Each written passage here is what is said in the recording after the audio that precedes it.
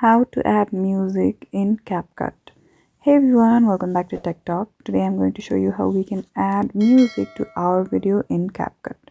First, open the CapCut app and from bottom left, go to Edit, tap on the new project at the top, select the videos that you want to edit and hit Add. Now at the bottom you can see Add Audio. Tap on it and hit on Sounds. Now you can search for the sound that you add on CapCut, or even tap on the folder icon at the side to extract audio from your device. Once you have decided with which audio to add, just tap plus and the song will be added to the video.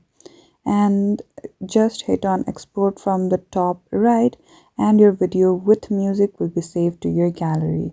And that's it. That is how you add music to your video on CapCut. If you like this video, don't forget to give it a big thumbs up and subscribe to our channel for more similar tech content.